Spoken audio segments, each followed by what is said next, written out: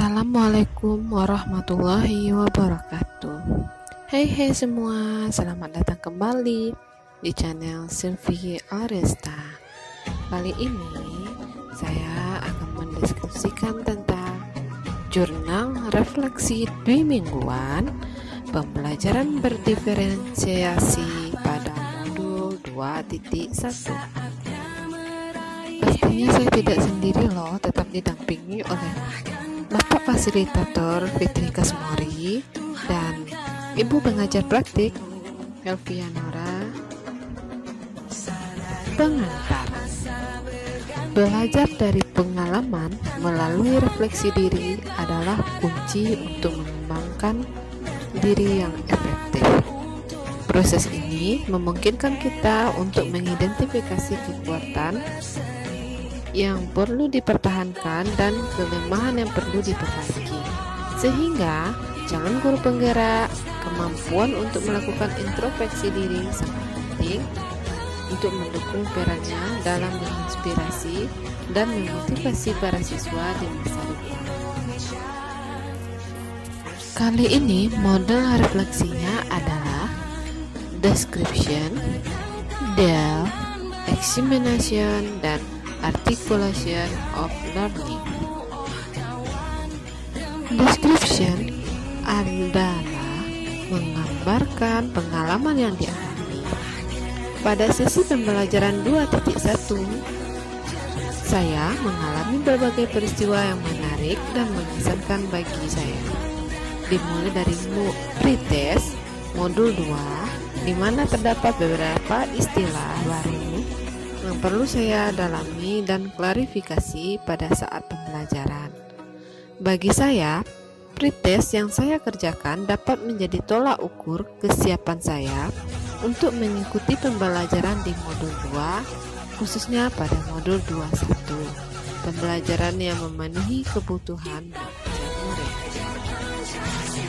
Setelah mengikuti pretest, seperti biasanya saya mengikuti pembelajaran yang ada di LMS.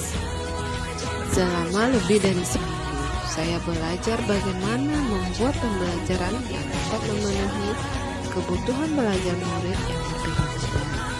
Saya mempelajari konsep pembelajaran yang berdiferensiasi dengan berbagai aspek pertimbangan, yaitu kesiapan, minat, dan profil belajar murid, serta bagaimana kita bisa menerapkannya dengan konten-konten yang sudah ada di LMS secara mandiri melalui bantuan rekan sejawat, pengajar praktik, dan fasilitator serta instruktur.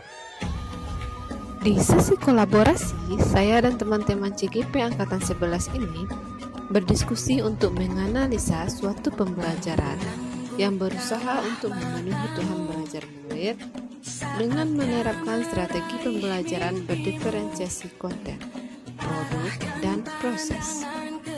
Dengan mempertimbangkan kembali aspek kesiapan murid, minat belajar murid, dan profil belajar murid, pada kegiatan kolaborasi ini saya dapat belajar untuk bisa menghargai dan menerima pendapat orang lain dalam menyelesaikan suatu kasus. Di sisi demonstrasi kontekstual, saya ditantang untuk dapat menentukan kebutuhan belajar murid dan menyusun modul ajar atau MPP yang berdiferensiasi berdasarkan pemetaan kebutuhan belajar murid yang saya buat. Hal ini merupakan pengalaman baru bagi saya dalam melayani kebutuhan belajar murid yang berbeda pada tingkat kesiapan, minat, dan profil belajarnya.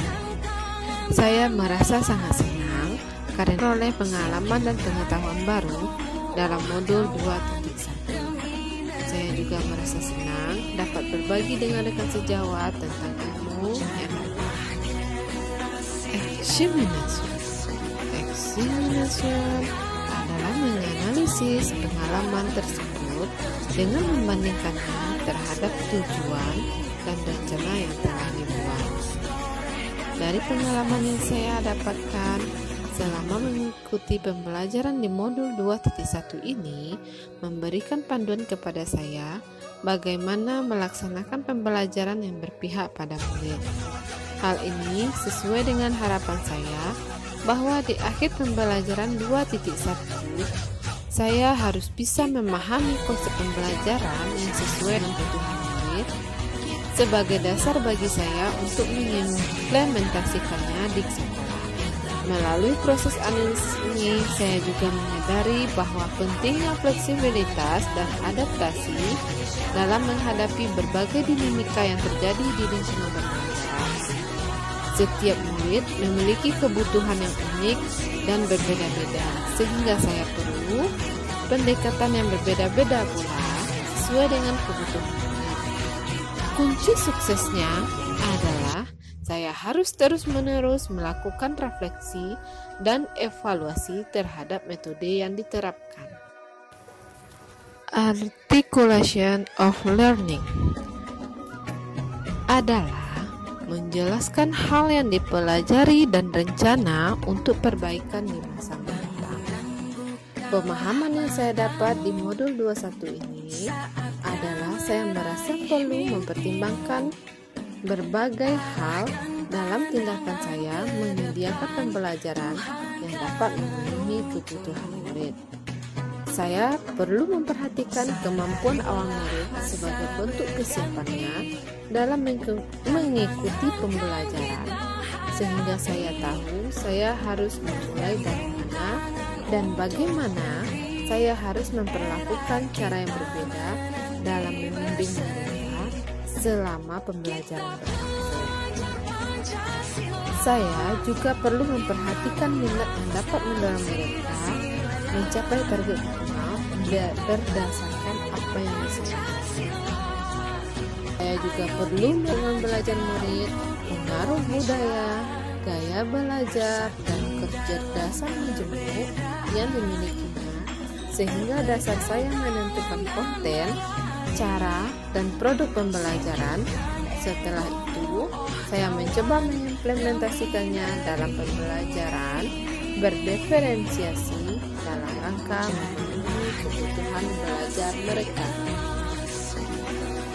Dengan merangkum semua faktor tersebut dan secara konsisten melakukan refleksi serta penyesuaian, saya berharap dapat menciptakan lingkungan belajar yang inklusif dan responsif terhadap kebutuhan individual murid.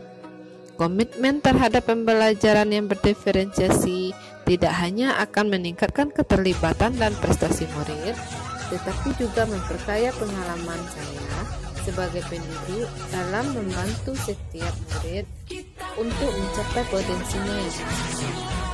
Inilah langkah konkret yang saya ambil untuk terus memperbaiki dan meningkatkan kualitas pembelajaran murid di kelas.